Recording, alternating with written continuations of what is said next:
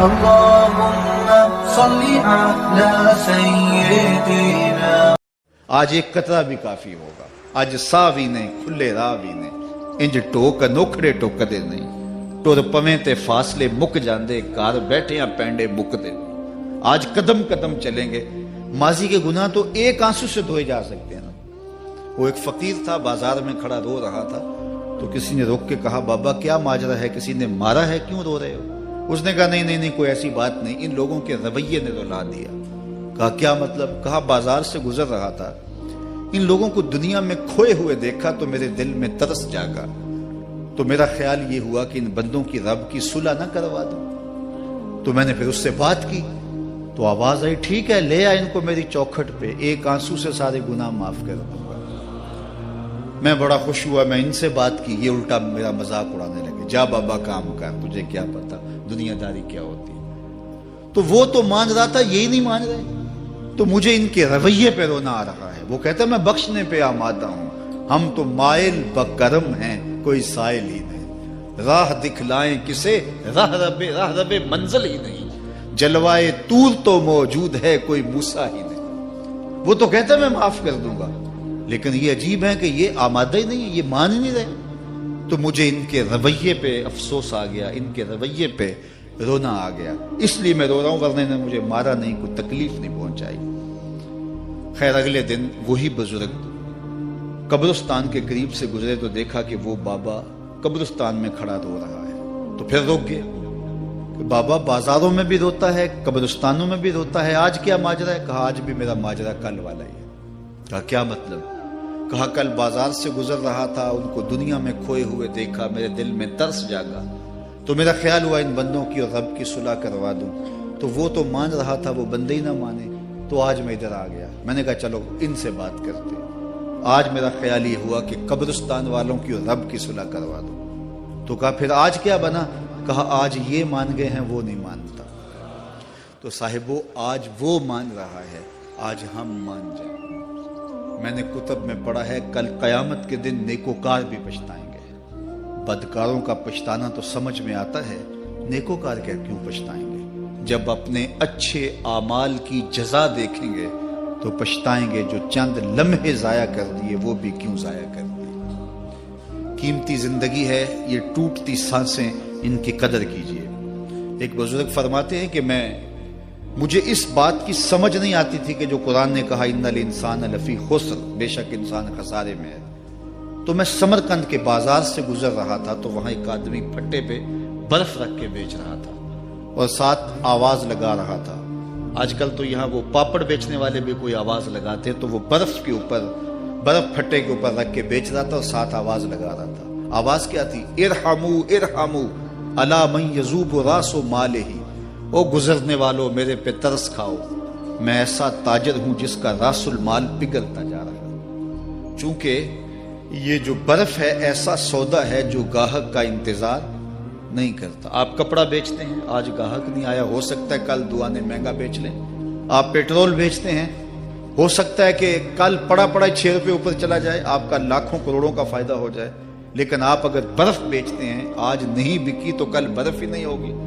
تو وہ سیل پہ برف بیچ رہا تھا اور ساتھ لوگوں کو دہائی دیتے ہوئے کہہ رہا تھا, او لوگو میرے پہ ترس کھاؤ, مجھ سے برف لیتے جاؤ, میں ایسا تاجر ہوں جس کا راس المال پگھلتا جا رہا ہے. تو کہتے ہیں جب اس نے یہ آواز لگائی نا تو میرے قدم رک گئے اور میں اس کے قریب چلا گیا اور میں نے کہا کہ مجھے ان الانسان لفی خسر کا ترجمہ سمجھ میں آ گیا. جس طرح تیری برف پگھلتی جا رہی ہے, میری زندگی پگھلتی جا رہی ہے. اور اگر تو اب برف وقت پہ بیچ لے, ان پگھلتی برف کو تو درہم کے بدلے, دینار کے بدلے, پارچہ جات کے بدلے, جنس کے بدلے فروخت کر لے تو فائدہ ہو جائے گا, 4 آنے تیرے ہاتھ لگ جائیں گے.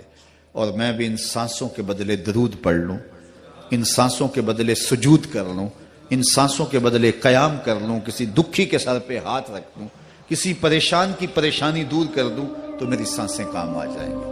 ورنہ یہ ٹھہریں گے نہیں. سوئے ہوئے ہوں تو پھر بھی سانسیں ٹوٹ رہی ہوتی.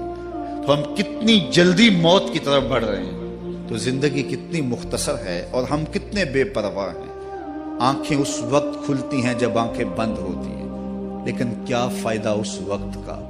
آج کا پچھتاوا کل کی بہتری کی ضمانت ہے، اور آج کے پچھتاوے سے کل کی زندگی کی خوبصورتی نصیب ہو سکتی ہے۔ اس لیے یہ ڈھلتا ہوا سورج، یہ دیکھیں ابھی جب داخل ہوئے تھے تو سورج ابھی سر پہ تھا، لیکن اب سورج درد غروب سے زرد ہو چکا ہوگا، اور چند لمحوں کے بعد وہ نگاہوں سے اوجھل ہوگا۔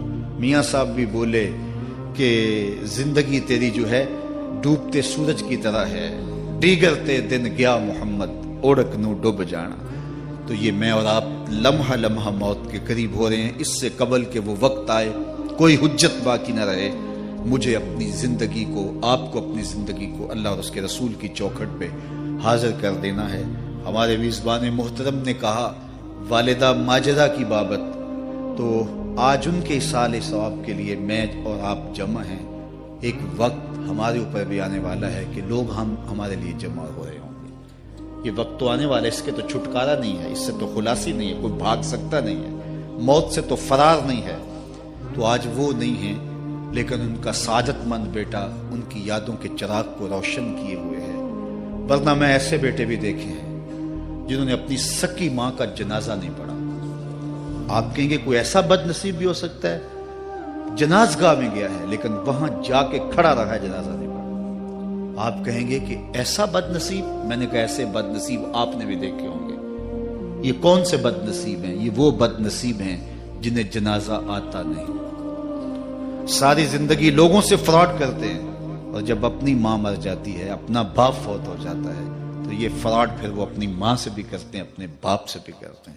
مجھے بتاؤ کتنا بد نصیب ہے وہ بیٹا کہ جو اپنی ماں سے، اور وہ بھی مرنے کے بعد فراڈ کر رہا ہے، اور اپنے باپ سے، اور وہ بھی مرنے کے بعد فراڈ کر رہا ہے۔ اور کتنا خوش نصیب بیٹا ہے کہ جو روزانہ اپنی ماں کے لیے دعا کرتا ہے۔ اور میں کہتا ہوں اگر بیٹا نمازی ہوگا، بیٹی نمازی ہوگی، اہتمام سے دعا نہ بھی کرے، دن میں کتنی مرتبہ کہے گے ربنا اغفر لی ولوالدی، اے اللہ مجھے بھی بخش دے، میری ماں کو بھی بخش دے، میرے باپ کو بھی بخش دے۔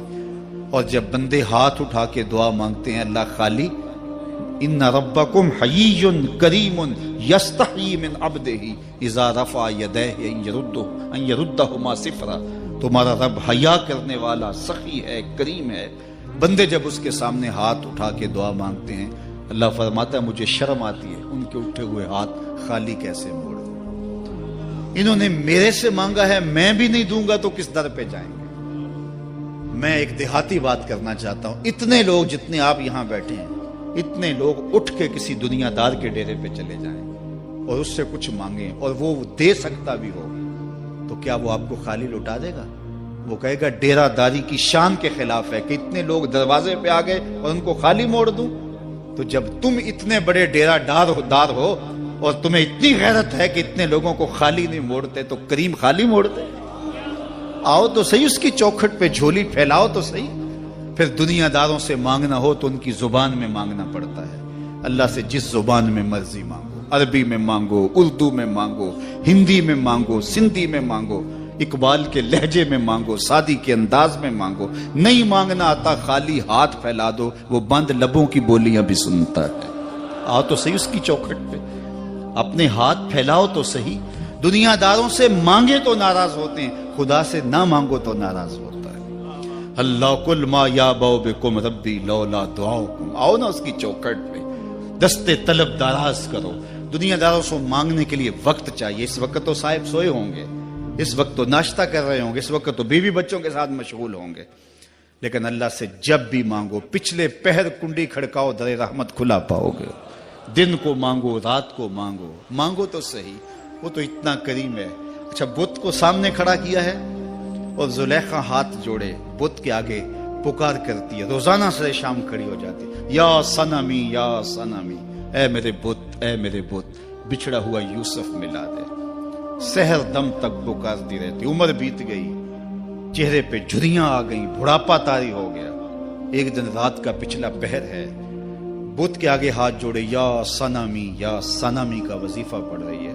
اچانک نیند کا جھٹکا آ گیا، زبان بل کھا گئی، بولی یا سمادی یا سمادی۔ کہا جبریل جلدی جا، یوسف کے گھوڑے کا رخ موڑ دے۔ یا اللہ تجھے تو نہیں پکار رہی، وہ تو بت کو پکار رہی ہے۔ زباں بل کھا گئی، یا سنمی کی بجائے یا سمادی کے لفظ زبان پہ آ گئے۔ کہا جبریل اتنا عرصہ ہوا بت کو پکارتے ہوئے، اس نے کوئی جواب نہیں دیا، آج جیسے بھی اس کے لبوں پہ میرا نام تو آیا ہے، اگر میں نے بھی جواب نہ دیا میرے اور بت میں فرق کیا ہوا؟ تو آؤ آج کی اس مجلس میں ہم ان کی والدہ کے لیے دعا مانگیں۔ اے عرش کے مالک، ان کی والدہ کو حضور کی ماں کا صدقہ جنت کی بہاریں عطا کر، اور ہم اپنے ماں باپ کے لیے بھی دعائیں مانگے۔ اے اللہ ہمارے ماں باپ کی مغفرت فرما، ماں باپ کی قدر کرو۔ میں نے یہ بھی پڑھا ہے جو اپنے والدین کے لیے روزانہ دعا مانگتا ہے، والدین زندہ ہوں تب بھی، فوت ہو گئے ہوں تب بھی، روزانہ ماں باپ کے لیے جو شخص دعا مانگتا ہے، ساری زندگی اس کے رزق میں بے برکتی نہیں آ سکتی۔ تو اپنے ماں باپ کو اگر زندہ ہیں تو قدر کرو، فوت ہو گئے ہیں تو ان کے لیے کثرت کے ساتھ دعا کرو۔ یہ گھنا سایہ ہے۔ کبھی آپ نے درخت کو دیکھا ہے کہ ساری دھوپ اپنے پتوں میں جذب کرتا ہے اور نیچے بیٹھنے والوں کو چھاؤں دیتا ہے؟ ماں باپ سارے دکھ اپنے اوپر لیتے ہیں، اپنی اولاد کو آسائش اور راحت پہنچاتے ہیں۔ قدر نعمت زوال نعمت کے بعد ہوتی ہے، جب نعمت پاس ہو تو قدر نہیں ہوتی، جب چھنتی ہے تو پتہ چلتا ہے کہ کتنی بڑی دولت تھی جو چھن گئی۔ میں تو آپ کیا، میری اور آپ کی حیثیت کیا، ماں کی کمی تو آمنہ کے لال نے بھی محسوس کی ہے۔ ایک دن حضور مسجد نبوی میں تشریف لائے، تا حد نظر صحابہ تھے۔ الحاوی للفتاوی میں امام سیوطی نے لکھا ہے، حضور کو دیکھا تو ادب سے کھڑے ہو گئے، بس یہ منظر دیکھنا تھا کہ چشمان اقدس سے آنسو چم چم جاری ہو گئے، اور حضور نے ایک ٹھنڈی آہ بھری اور روتے ہوئے کہا، لو ادرکت والدی او احدہما، کاش آج میرے ماں باپ زندہ ہوتے۔ انسان نے دکھوں کا دور دیکھا ہو نا، اچانک خوشحالیاں مل جائیں تو پھر انسان یہ آرزو کرتا ہے کہ میرے ماں باپ نے میرا وہ غربت کا دور دیکھا تھا، آج دولت کی چہل پہل بھی دیکھتے، آج میرے آنگن میں بہاریں بھی دیکھتے تو کتنے خوش ہوتے۔ اب حضور جب پیدا ہوئے تھے تو باپ کا سایہ سر پہ نہیں تھا، 6 سال کی عمر تھی، اپنی ماں کے ساتھ حضور مدینۃ المنورہ گئے۔ واپسی ابوا کے مقام پہ حضرت آمنہ کی طبیعت خراب ہو گئی اور انہیں لگا کہ یہ میری بیماری جان لیوا ہے۔ ام ایمن کو بلایا، کہا میرے بیٹے کو بحفاظت امیر قریش تک پہنچا دینا۔ پھر خود حضور کے سر پہ ہاتھ رکھا۔ سیدہ آمنہ سلام اللہ علیہا حضور سے کوئی باتیں کرنا چاہ رہی تھی لیکن ضبط کے بندھن ٹوٹ گئے۔ ابن حشام سیرت کی پہلی کتاب ہے، اس میں تفصیل سے یہ واقعہ موجود ہے۔